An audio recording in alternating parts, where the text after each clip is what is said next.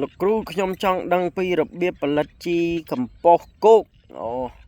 បាទបងប្អូនគាត់ចង់ដឹងពីរបៀបនៃការផលិតជីកំប៉ុស្តគោកបងអាចចូលទៅ Telegram របស់ខ្ញុំឬក៏បងទៅរកជាងទូរស័ព្ទឲ្យគេ download កម្មវិធី Telegram ឲ្យគេតម្លើងឲ្យមកហើយឆាតមកលេខ088 898 4422ខ្ញុំឲ្យទាំងទ្រឹស្ដីទាំងមេរៀនជាអក្សរបាទបងអាចយកទៅអនុវត្តបានហើយបើសិនជាអាចបងប្អូនអាចចូលទៅក្នុង group Telegram របស់ខ្ញុំបាទព្រោះខ្ញុំមាន group Telegram សម្រាប់កសិកម្មក្នុងស្រុកគឺសម្រាប់ជជែកសម្រាប់ចែករំលែក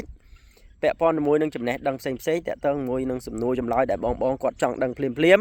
ទៅលើវិស័យកសិកម្មទាំងដំឡូងមីចន្ទីបាទជាពិសេសគឺ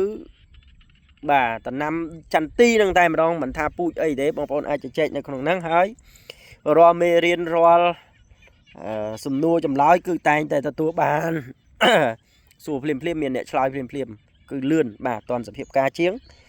បងប្អូន comment សួរនៅក្នុង page បាទនៅក្នុង page ណាបាទអញ្ចឹងអាចចូលទៅ group Telegram របស់ខ្ញុំបានអត់អីទេបាទទាំងរូបមន្តក្នុងការផលិតជីទឹកដែលយើងអាចយកទៅស្រោចគល់ឬក៏យើងអាចបាញ់ទៅលើដំណាំផ្សេងឬក៏ជីកំប៉ុស្តគោកបាទដែលយើងសម្រាប់យកទៅដាក់គល់ដំណាំបាទគល់ចន្ទីប៉ុន្តែទោះជាយ៉ាងណាក៏វាមិនចំណាប់ដូចជីគ្រាប់ជីគីមីដែរបាទទោះបីយើងផលិតបានច្រើនបរិមាណច្រើនយ៉ាងណាក៏ដោយប៉ុន្តែយ៉ាងណាក៏យើងវាធូរលុយពេលខ្លះបងខ្លះគាត់អត់មានលទ្ធភាពទៅទិញជីគ្រាប់បាទអញ្ចឹងគាត់អាចប្រើជីកំប៉ុស្តគោកអាចយកទៅដាក់តាមរងតាមចការរបស់គាត់ទៅវាអាចធ្វើឲ្យទី1ដីវារក្សាសំណើមបានយូរទី2ចន្ទីដំណាំយើងគឺវាលូតលាស់លក្ខណៈសុខភាពល្អហើយបើយើងពឺតែគីមីមានន័យថាយើងបានតែផ្លែបានអីទេតែដីនឹងអាចមិនសូវជាចំណាប់ដូចឲ្យយើងប្រើជីសរីរាង្គទេតែបើសិនជាយើងបានប្រើមិចបញ្ចូលគ្នាទាំងពីរអាជីសរីរាង្គជីកំប៉ុស្តដែលយើងធ្វើខ្លួនឯងហ្នឹងក៏យើងប្រើជីគ្រាប់ជីគីមីក៏យើងប្រើទៀតអាហ្នឹងកាន់តែពិសេសវាកាន់តែល្អបាទអញ្ចឹងយោបល់របស់ខ្ញុំបើសិនជាមានលទ្ធភាពប្រើទាំងពីរចោះតែបើសិនជាបងដាក់ហើយមានអារម្មណ៍មួយថាឆ្នាំមុនខ្ញុំបានប្រើជីគ្រាប់ដែរខ្ញុំដាក់ជីគ្រប់គ្រាន់តែឆ្នាំនេះគឺអត់បានលុយលេងចន្ទីខូចខ្ទេអស់អាហ្នឹងគឺអាចនឹងយើងបាញ់ថ្នាំខុសបច្ចេកទេសយើងអាចនឹងប្រើប្រាស់ជីថ្នាំបាញ់ពីលើហ្នឹងមិនចំពេលវេលារបស់វាឬក៏ថ្នាំដែលយើងយកមកប្រើហ្នឹងមិនមានប្រសិទ្ធភាពឬក៏គុណភាពវាគ្រប់គ្រាន់សម្រាប់ជួយឲ្យចន្ទីយើងបានផ្លែល្អហើយយើងដាក់ជីក៏មិនសន្មតថា 100% ជោគជ័យឬចន្ទីយើងបឺតដែរដោយយើងសំអាងទៅលើអីបើយើងដាក់ហើយចន្ទីវាអាចស៊ីជីវាអាចបឺតបានហ្នឹងគឺដាក់ហើយវាចាប់ដើមប្រែពណ៌ហើយបាទវាចាប់ដើមចេញត្រួយឬក៏ដើមដងវាចេញស្លឹកបែកតងអីចឹងទៅឬក៏វាមានកម្លាំងអាហ្នឹងមានន័យថាយើងដាក់ទៅគឺចន្ទីយើងអាចស៊ីបានហើយតែបើសិនយើងដាក់ហើយរួច 4-5 ថ្ងៃទៅមើលមួយអាទិត្យឬក៏កន្លះខែទៅមើលចន្ទីនៅតែដើមឡើងស្វិតឡើងកញ្ញោមស្លឹកឡើងលឿងដដែលហ្នឹងអាហ្នឹងគឺមានន័យថាវាខូចហើយឫសនឹងមានបញ្ហាអាចនឹងដីនឹងវាប្រៃដីនឹងវាមានពេហាស់មិនល្អបាទដីនឹងវាជូរឫសនឹងវាកើតជំងឺអីចឹងទៅវាមិនខុសពីមនុស្សយើងបាទដែលមានបញ្ហាសុខភាពធ្មេញបាទខូចធ្មេញហើយយើងយកសាច់គោឬក៏យើងយកសាច់មាន់ស្ងោរទាំងមូលយកទៅដាក់ពីមុខគាត់ឲ្យគាត់ហូបឲ្យគាត់ទៅពីឲ្យមកគាត់ទៅពីមិនកាត់បើគាត់លកើធ្មេញអស់ហើយនឹងខូចធ្មេញហើយអញ្ចឹងរុក្ខជាតិក៏ដូចគ្នាដែរអញ្ចឹងសួរតកែដោយមធ្យោបាយណា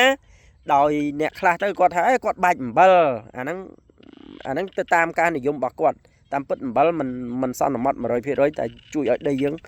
ល្អប្រសើរទេមានអីក្រៅពីយើងប្រើជីសរីរាង្គប្រើអីហ្នឹងទេហើយយើងបាច់កបោសក៏ត្រូវបាទយើងបាញ់ថ្នាំឬក៏យើងប្រើប្រាស់ជីមួយចំនួនដូចជាពពួកហ៊ុយមិចអាស៊ីតឬក៏ម្ដាម powder ជាដើមហើយយើងលាយថ្នាំជំងឺលាយអីតិចតួចទៅបាទអាហ្នឹងគឺយើងបាញ់ដើម្បីព្យាបាលដីកែគុណភាពដីមកវិញហើយប្រើសរីរាង្គទៅហើយរបៀបនឹងយកត្រួយដល់ចូលនៅក្នុងខែ9ខែ10បាទចូលពាក់កណ្ដាលខែ9នេះយើងអាចដាក់គីមីបញ្ញូចវាថែមតិចទៅអាហ្នឹងវាជោគជ័យខែប្រែមកវិញបានហើយចន្ទីយើងរួចខ្លួនជើងក្រោមហើយអាស្វិតកូនក្តាប់ដែលវាចេញមកស្វិតខ្មៅជ្រុះដោយគ្មានហេតុផលរមូលហេតុមិនឃើញហ្នឹងក៏វាពាក់ព័ន្ធមួយនឹងអាកតាជើងក្រោមហ្នឹងដែរណាបាទអញ្ចឹងបងប្អូនដល់ពេលយើងចន្ទីយើងខ្សោយជើងក្រោមដីក៏មិនសូវមានជីជាតិហើយក៏មិនសូវជាមានសំណើម ហើយស្រាប់ឲ្យយើងមិនបានដាក់ជីគ្រប់គ្រាន់ទៀតអាហ្នឹងកាន់តែទៅហ្មងវាកាន់តែយ៉ាប់ចន្ទទីសុខភាពវាមិនសូវមានកម្លាំងក្នុងការលូតលាស់ឬក៏ផ្ដល់ផលឲ្យយើងបានប្រមាណហើយយើងពឹងទៅលើថ្នាំបាញ់ពីលើផ្លែមិនចំណាប់ 100% ដូចដែលយើងថែជើងក្រឹមហើយយើងបាញ់ពីលើទៅទាំងព្រមអាហ្នឹងគឺបានវាជោគជ័យខ្លាំងហើយមួយទៀតសម្រាប់បងដែលខ្វះ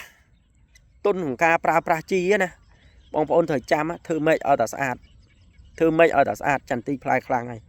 មិនមែនឮខ្ញុំនិយាយថាធ្វើម៉េចស្អាតចន្ទទីមិនដែលធ្វើម៉េចសោះលេងស្រាប់ឲ្យឆ្នាំហ្នឹងធ្វើឲ្យស្អាតបូតយកតែម្ដងអាហ្នឹងបាក់កម្លាំងវិញហើយចន្ទទីវាទៅខ្សោយដើមវិញអញ្ចឹងយើងធ្វើឲ្យវាសមរូបសមរាងកាត់សក់ឲ្យសមនឹងក្បាលណាបើគ្នាមិនដែលធ្វើម៉េចសោះហើយយើងមិនដែលធ្វើម៉េចគ្នាសោះហើយឆ្នាំដំបូងធ្វើម៉េចលេងស្រាប់ឲ្យយើងលេងមកអស់មកទំហឹងតែម្ដងអញ្ចឹងចន្ទទីបាក់កម្លាំងហើយអាហ្នឹងត្រូវលេងជីលេងថ្នាំឲ្យក្រាស់ក្រែបានទប់វាមកវិញបានបើមិនអញ្ចឹងទេឆ្នាំហ្នឹងគឺអត់ផ្លែទេបាទអត់ផ្លែទេបាទពិសោធន៍មើលហើយបើមិនជឿខ្ញុំទេបងប្អូនពិសោធន៍មើលទៅអាចន្ទទីណាមិនដែលធ្វើម៉េចលេងស្រាប់អាយុ5 6ឆ្នាំ7ឆ្នាំហើយម៉េចលះបន្តិចប្រគប់កិច្ចហើយកុំឲ្យតែវាធ្លាក់ដល់ដីណាហើយលេងស្រាប់ឲ្យឆ្នាំខឹងមិនផ្លែធ្វើម៉េចឲ្យមកទំហឹងយកតែម្ដងហើយស្រាប់តែថែមមិនបានដិតដល់បាក់កម្លាំងអានឹងអត់ផ្លែដដែលតើតែឆ្នាំបន្ទាប់បានមានផ្លែឲ្យយើងអញ្ចឹងណាអញ្ចឹងយើងធ្វើមកល្មមតែសមរម្យទៅកុំឲ្យវាបាក់កម្លាំងជាពិសេសអាមេឃនៅក្នុងម្លប់មេឃតូចហ្នឹងអាមេឃតូចដែលបាំងនៅក្នុងម្លប់ហ្នឹងយើងធ្វើឲ្យតែស្អាតដើម្បីអីដើម្បីឲ្យវាមានខ្យល់មានពន្លឺគ្រប់គ្រាន់ជាពិសេសអាមេឃពីលើមេឃក្តារហ្នឹងណាបាទធ្វើម៉េចឲ្យវាមានពន្លឺគ្រប់គ្រាន់ឲ្យពន្លឺថ្ងៃចាំងចូលមកដែរអាហ្នឹងគឺវាល្អហើយខ្ញុំឃើញមួយរយៈនេះឃើញបងគាត់ថតអាខ្នែងខាងក្រោមបាទឃើញអាខ្នែងខាងក្រោមផ្លែគាត់ថាអ្នកបច្ចេកទេសខ្លះគេឲ្យកាត់អាមេឃខាងក្រោមចេញប៉ុន្តែជាក់ស្ដែងគាត់ទុកទៅឃើញមានផ្លែចកោមហើយមែនខ្ញុំឃើញគាត់ថតវីដេអូមកឃើញមានផ្លែមែនបាទអញ្ចឹងអាផ្លែហ្នឹងហើយដែលធ្វើឲ្យអាមេឃលើនឹងមិនបានផ្លែក្រោមផ្លែបានគូផ្សំនោះដោយសារអាក្រោមនឹងវាទៅដើមជីវាទៅដើមអីនឹងឯងហើយវាគូផ្សំជាមួយនឹងអាកាសធាតុវាក្តៅខ្លាំងអញ្ចឹងអាលើហ្នឹងវាចាញ់នឹងកម្ដៅហ្នឹងវាអត់មានកម្លាំងទប់ទល់ជាមួយនឹងអាកម្ដៅអាសារធាតុចិញ្ចឹមនឹងវាអត់ដល់អញ្ចឹងក៏អាមេឃខាងក្រោមនឹងវាបឺតបានគ្រប់គ្រាន់ហើយក៏វាអត់សូវត្រូវកម្ដៅដែរអាហ្នឹងក៏វាចាប់ផ្ដើមផ្លែទី1ទី2ពេលដែលយើងបាញ់ជីបាញ់ថ្នាំទៅគឺមកពីយើងដែរទេម្ចាស់ចកាយើងបាញ់បុកជោគដាក់ឯងមកទំហឹងអាពីលើហើយអាខ្នែងមេឃខាងក្រោមហ្នឹងវាត្រូវថ្នាំត្រូវជីដែរតែវាត្រូវផ្សែងចំហាយអញ្ចឹងវាផ្លែល្អហើយបើអាលើហ្នឹងបើសិនយើងបាញ់ជីបាញ់ថ្នាំផ្សែងដូចគ្នាប្រហែលជាល្អដូចតែគ្នាហ្នឹងតែពេលខ្លះយើងបាញ់ឲ្យរបៀបធម្មចិត្តមើលទៅដូចស្ទើណាស្ទើជីស្ទើថ្នាំមកវាសទៅវាសមកអ្នកដែលយកថ្នាំពីខ្ញុំទៅឲ្យបាញ់វាសទៅវាសមកបាញ់ផ្សែងមែនទទួលស្គាល់តែវាសទៅវាសមកឥឡូវហ្នឹងគឺទៅដេកផ្ទះហើយអត់មានផ្លែទេដោយសារអីគាត់បាញ់ជោគពេកតែបើអ្នកបាញ់ផ្សែងបានស្អាតល្អលាយថ្នាំត្រូវតាមក្បួនយ៉ាងណាក៏មួយចកោមបាន 3-4 គ្រាប់ដែរបាទមួយចកោមក៏បាន 3-4 គ្រាប់នៅចំណេញលុយនៅអីគូសំដែរបាទអញ្ចឹងអានេះគឺពាក់ព័ន្ធជាមួយនឹងការប្រើប្រាស់ជីថ្នាំក៏យើងត្រូវប្រយ័ត្នប្រយែងហើយទៅលើចន្ទទីរបស់យើងណាអាយ៉ាដល់នាទីហើយបងប្អូនអញ្ចឹងសម្រាប់វីដេអូនេះខ្ញុំសូមបញ្ចប់ត្រឹមនេះចោះហើយរាល់ចម្ងល់រាល់សំណួរបងប្អូនអាចខមមិនសួរបាទទៅលើបច្ចេកទេសមួយចំនួនពាក់ព័ន្ធមួយចន្ទទីហ្នឹងអាចខមមិននៅខាងក្រោមវីដេអូនេះបានខ្ញុំនឹងព្យាយាមបន្តធ្វើការចែករំលែកឬក៏ចេញវីដេអូជារៀងរាល់ថ្ងៃជូនបងបាទបើបងណាចេះ